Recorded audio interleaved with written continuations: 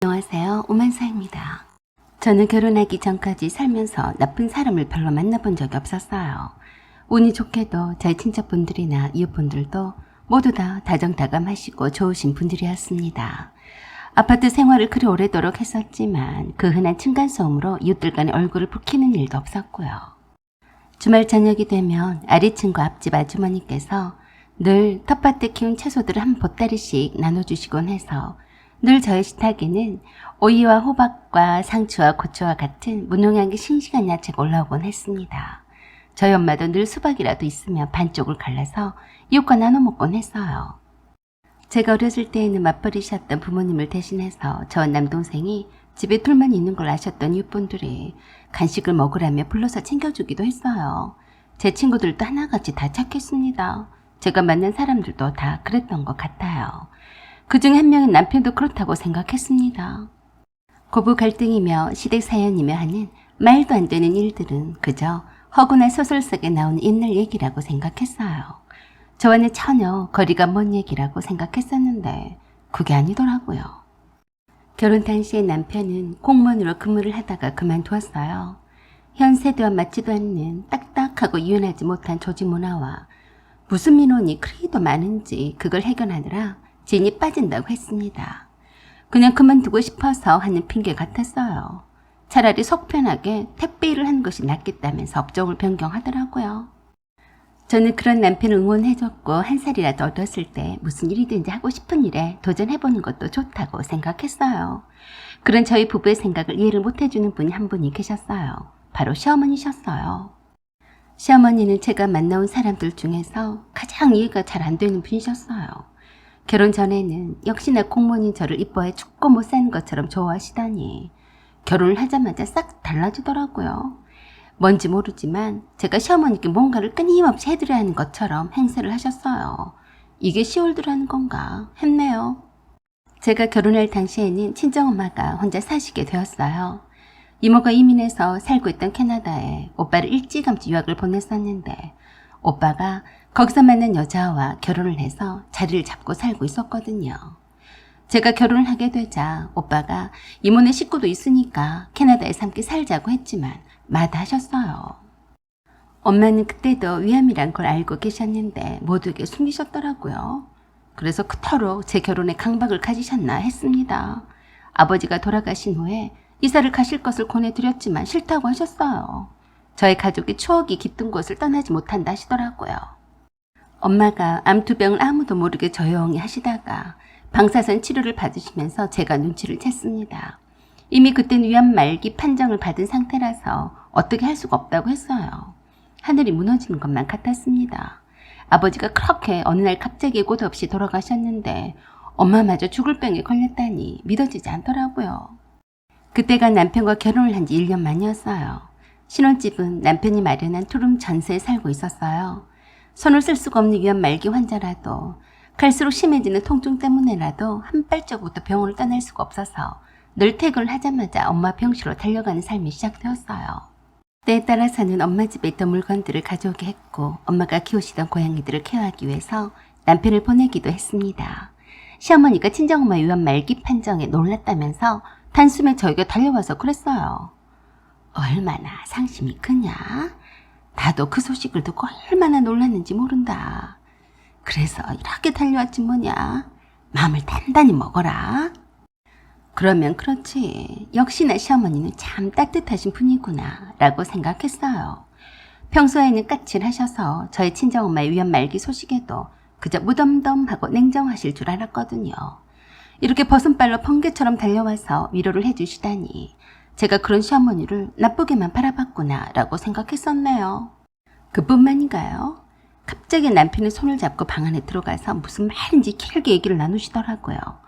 아마도 남편에게 저를 잘 위로해주고 마음 싸달라고 하시는 줄 착각했습니다. 그때 마침 시어머니 휴대폰이 울렸어요. 진동을 해놓아서 갖다 드리려고 집었는데 형님한테서 온 전화였어요. 그래서 제가 받았어요. 그러자 형님이 그러더라고요. 어머니, 희소식이라면서요?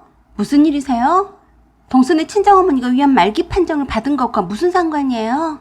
지금 가고 있으니까 금방 도착하겠네요. 형님, 저예요. 동서? 왜 동서가 받아? 어머니가 희소식 있다고 했어요? 그게 그렇다고 하네. 그래서 빨리 오라고 해서 말이야. 나도 궁금하네. 네, 알았어요. 어머니 바꿔드릴게요. 잠시만 기다려요. 아니야, 다 왔으니까 그만 끊을게. 그때까지만 해도 설마 했습니다. 그런데 그 설마가 사람을 잡더라고요. 잠시 후에 동서가 도착을 하자 시어머니가 그때까지도 남편과 무슨 신나는 대화라도 나눈 사람처럼 텐션이 높아져서 하이톤으로 동서를 아주 반갑게 맞이하셨어요. 달보기 엄마 왔냐? 네, 어머니. 그런데 이렇게 늦은 시간에 무슨 일로 급하게 오라고 하신 거예요? 그러자 시어머니께서 아주 밝은 표정으로 그러시는 겁니다. 네 동서가 친정엄마 병원에 갔다가 이제서 오는데 그럼 어떡하냐? 얼굴 보고 얘기를 해야 하니까 그렇지. 이리 와 앉아라. 시어머니께서 저희 친정엄마 위암 말기 판정에 충격을 받으셨나? 라고 생각하며 이렇게까지 하지 않으셔도 되는데 라고 생각했어요. 시어머니께서 제 손을 잡으시더니 그러셨어요. 아가, 네가 앞으로 고생이 참 많겠다만 어쩌겠냐. 부모는 그렇게 나이가 들면 아프고 그런 거란다. 네, 어머니. 그래서 말인데 지금 어머니가 사셨던 그 60평 아파트 말이다. 네, 그게 왜요? 그거 지금 빈집으로 2주째 있다고 하던데 아깝지 않겠냐? 전혀 예상치 못한 말씀이라 의아했어요. 네, 그런데요? 네 형님이 아들이 둘에다 딸 하나 있는데 아직도 굴속 같은 집에서 살고 있지 뭐냐. 너도 알다시피 집장만 하기가 어디 그렇게 쉬운 일이냐? 애들은 커갔는데 언제까지 빌라 반지하방 2개짜리 전세를 살아야겠냐. 그래서요? 어차피 네 친정엄마는 병원에서 계속 살 텐데 그 사이에 네 형님네가 가서 살면 안 되겠냐? 어이가 없었어요. 형님도 되게 그랬습니다. 동서가 싫다면 나도 싫으네. 그런데 우리가 지금 당장 이 전세금도 올려줘야 하고 갈 데가 없어서 형편이 급해서 그러네. 부탁할게 동서. 제가 남편을 쳐다봤어요. 남편 입을 딱 깨맸는지 어쨌는지 한마디도 하지 않았습니다. 그 침묵이 시어머니와 형님의 말보다 더 잔인했어요. 머리를 한 대 얻어맞은 기분이랄까요. 기분이 참 더럽고 거시기 했습니다. 참 실망스럽더라고요. 아니 잠시나마 착각했던 제 자신에게 화가 났습니다. 어머니, 그 말씀하시려고 이 오밤중에 형님까지 부르셨어요? 그럼 어떡하냐. 당장 얘네들 길바닥에 나은 게 생겼는데 말이다. 네가 마음만 조금만 넓게 써주려무나. 네 친정어머니도 그 지경인데 그 집은 네 집이나 마찬가지 아니냐? 계속해서 거기서 눌러 살겠다는 것이 아니고 당분간만이다. 괜찮지? 아니요, 괜찮지 않아요.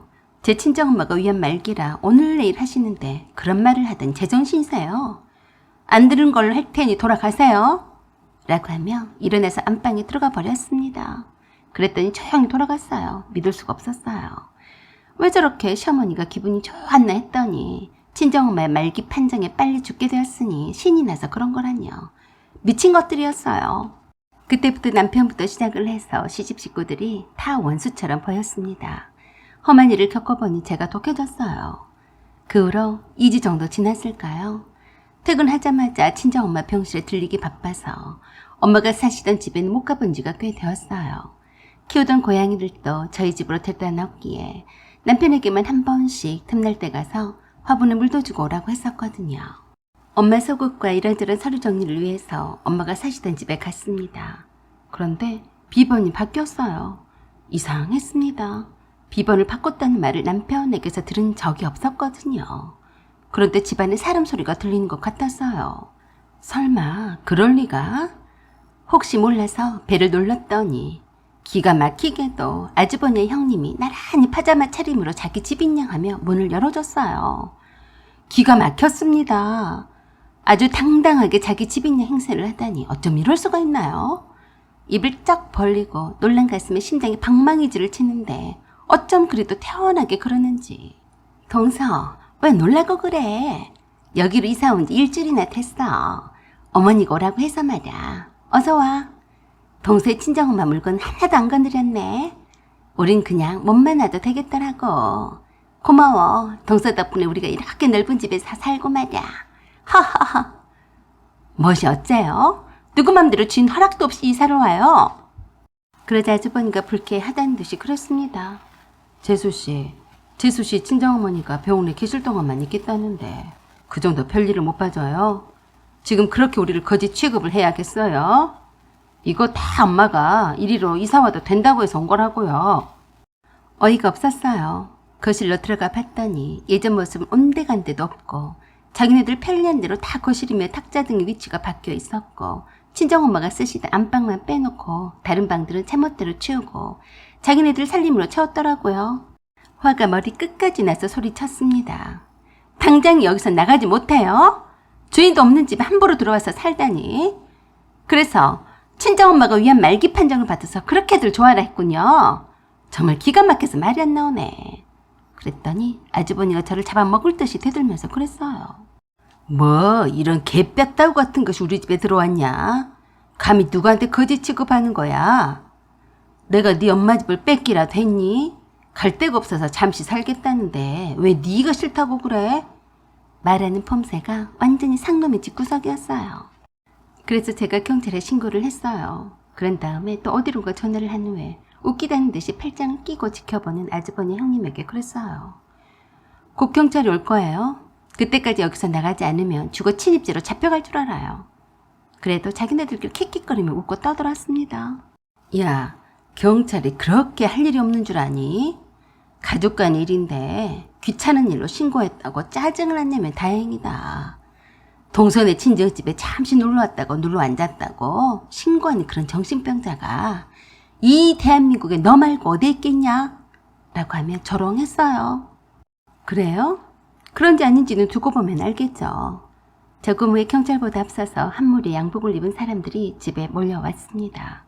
그중엔 나이가 지긋해 보인 한 사람에게 제가 그랬어요. 삼촌, 엄마가 병원에 가 있는 사이에 무단으로 쳐들어와서 나가지도 않아요. 그러자 깡패 같은 아주버니가 점잖아 보이는 제 삼촌에게 그랬어요. 당신이야말로 죽어 침입죄로 콩밥 먹을 줄 알아. 누가 감히 내 집에 허락도 없이 들어오라고 했냐? 곧 경찰 올 텐데 니그들 학교 가고 싶냐? 그러자 삼촌이 신분증을 내밀며 그랬습니다. 난 이철민 검사라고 합니다. 당신을 죽어 침입죄 현행범으로 체포합니다. 라고 하자 일사불란하게 나머지 양복 입은 사람들이 아주버니와 형님의 손목에 수갑을 채웠어요. 그런데도 얼마나 악질이었는지 선량한 시민을 잡아가는 대한민국의 검사가 어디 있냐면 난리도 아니었어요. 그러자 삼촌이 그랬습니다. 선량한 시민? 상습 사기죄로 수배 중이고 과실치사상해 폭력전과 산범인 주제에 말이 많다. 네가 숨어 살 곳이 필요해서 여기로 온 모양인데 안 됐네. 내가 너를 잡으려고 벼르고 있었는데 호랑이 굴로 제발로 들어왔어. 그러자 갑자기 돌변을 내서 비굴하게 굽신거렸어요. 그리고 수갑찬 손으로 제 앞에 무릎을 꿇고 앉아서 사정을 했습니다. 재수씨, 저 그렇게 나쁜 인간이 아니에요. 엄마가 여기 있으라고 해서 온 거라고요. 왜 검사 삼촌이 딴 말을 안 했어요? 내 말 좀 잘해줘요. 부탁해요, 재수씨. 그 비굴한 얼굴 한 대 쳐주고 싶었지만 참고 한마디 해줬어요. 재수씨, 웃기지 말어. 나도 네 동생한테 속아서 결혼한 사람이야. 네 동생도 나한테 사기쳐서 결혼한 죗값을 받게 할 거야. 내가 너 같은 게 있는 집구석인 줄 알았으면 네 동생과 결혼을 했겠냐? 그런 후 남편에게 전화를 해서 당장 형님의 살림과 짐을 빼내서 시어머니 집으로 보내라고 했어요.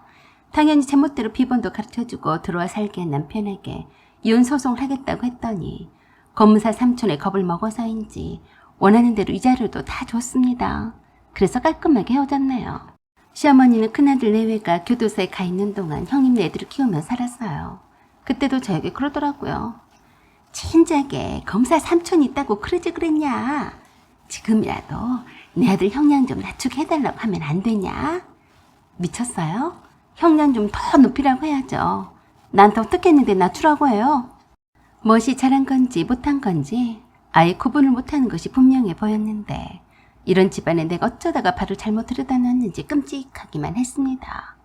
다음부터는 이것을 교훈 삼아서 사람은 늘 좋은 사람만 있는 것이 아니란 걸 명심하게 되었습니다. 사연은 여기까지입니다. 구독과 좋아요 부탁드려요. 감사합니다.